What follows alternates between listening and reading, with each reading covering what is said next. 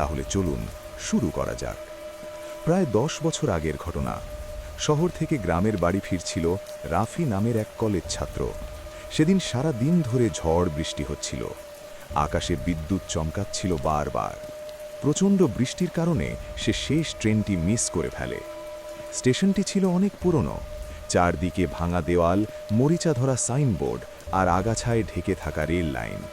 সেখানে একজন বৃদ্ধ কেয়ারটেকার ছাড়া আর কেউ ছিল না। বৃদ্ধ রাফির দিকে তাকিয়ে শান্ত গলায় বললেন, বাবা, রাতটা এখানেই কাটিয়ে দাও, কিন্তু একটা কথা মনে রাখবে, রাত 12টার পর যদি কোনো ট্রেন আসে, ভুলেও তার কাছে যেও না। রাফি হেসে বলল, চাচা, এখনো এসব ভূতের গল্পে কেউ বিশ্বাস করে নাকি? বৃদ্ধ আর কিছু বললেন না, শুধু মাথা নিচু করে ধীরে ধীরে স্টেশন থেকে চলে গেলেন। রাত ঠিক 12:17। হঠাৎ নিস্তব্ধতা ভেঙে দূর থেকে ভেসে এলো একটি দীর্ঘ ট্রেনের হুইসেল।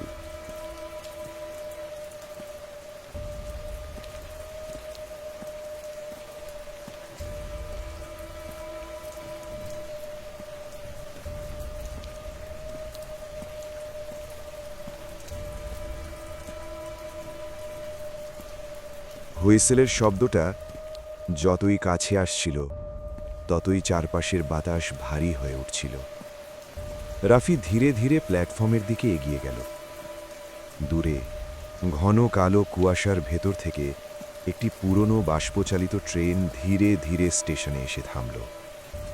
ট্রেনটির গায়ে মরিচা, জানালার কাঁচ ভাঙা, আর প্রতিটি বগি যেন আগুনে পুড়ে কালো হয়ে গেছে।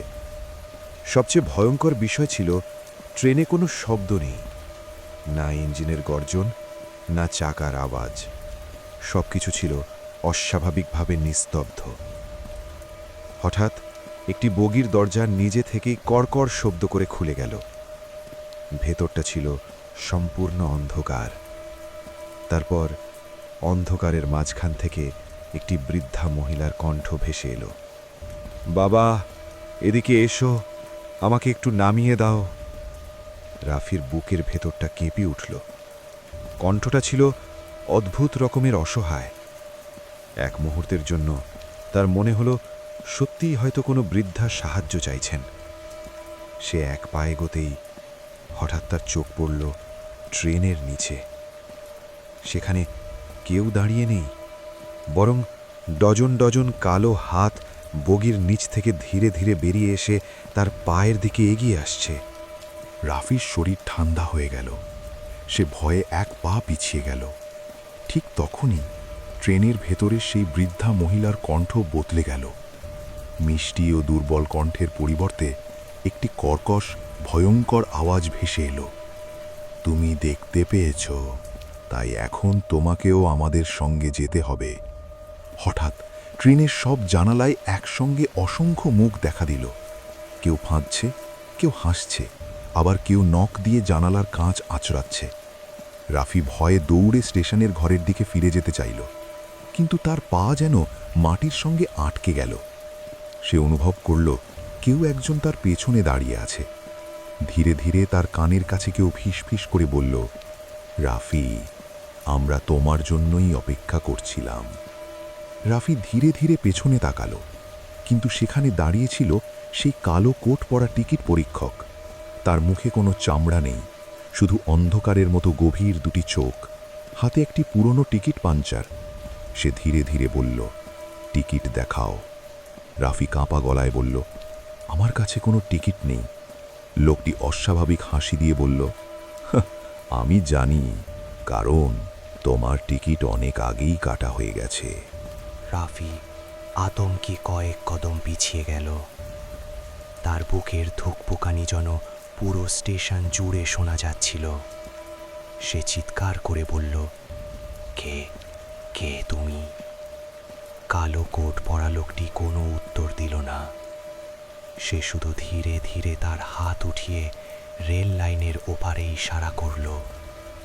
রাফি তাকিয়ে দেখল, কুয়াশার ভেতর সারি বেঁধে দাঁড়িয়ে আছে অসংখ্য মানুষ। সবার মাথা নিচু, সবার গায়ে পুরনো ছেঁড়া কাপড়, আর প্রত্যেকের হাতে একটি করে হলুদ হয়ে যাওয়া ট্রেনের টিকিট। হঠাৎ সবাই একই সঙ্গে মাথা তুলে রাফির দিকে তাকালো। তাদের চোখে কোনো মনি নেই, শুধু গভীর কালো অন্ধকার। পরের মুহূর্তেই তারা একসঙ্গে হাঁটতে শুরু করলো, ধীরে ধীরে, তারপর আরও দ্রুত। কয়েক সেকেন্ডের মধ্যেই তারা সবাই রাফির দিকে ছুটে আসতে লাগলো। পুরো স্টেশন কেঁপে উঠল। চারদিকে শুধু একটাই শব্দ, টিকিট, টিকিট, টিকিট।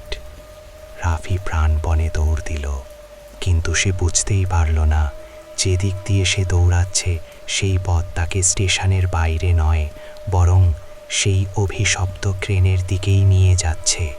ঠিক সেই মুহূর্তে দূরে কোথাও একটি পুরনো স্টেশন ঘণ্টা নিজে থেকেই বেজে উঠল। Tongue tongue tongue. শব্দটা শোনা মাত্রই রাফির দিকে ছুটে আসা সব ছায়ামূর্তি হঠাৎ থেমে গেল। তারা সবাই একসঙ্গে স্টেশনের শেষ প্রান্তের দিকে তাকালো।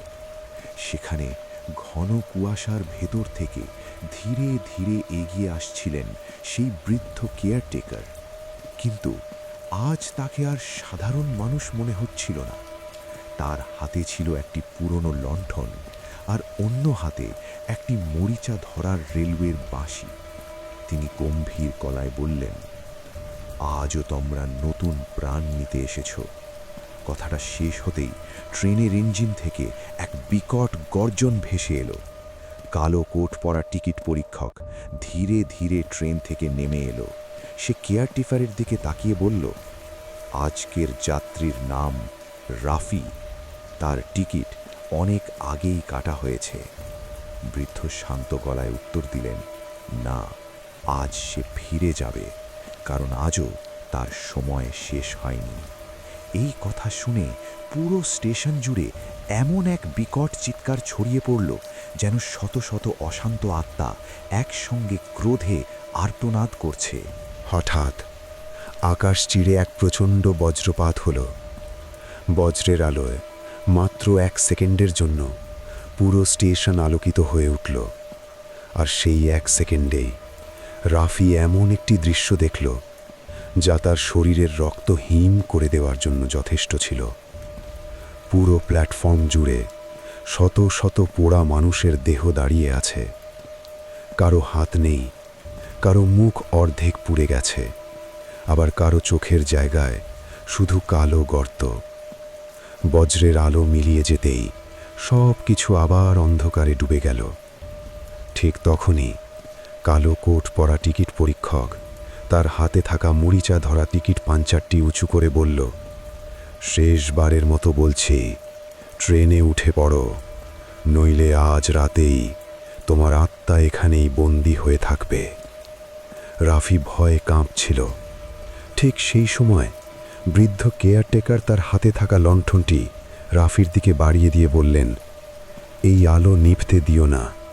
যতক্ষণ এই আলো জ্বলবে ওরা তোমাকে স্পর্শ করতে পারবে না, কিন্তু যদি একবারও আলো নিভে যায় তাহলে তোমাকে আর কেউ বাঁচাতে পারবে না। রাফি কাঁপা হাতে লণ্ঠনটি শক্ত করে ধরে রাখল, কিন্তু সে বুঝতেই পারল না তার ঠিক পেছনে কেউ একজন খুব ধীরে ফুঁ দিয়ে লণ্ঠনের শিখাটি নিভিয়ে দেবার চেষ্টা করছে।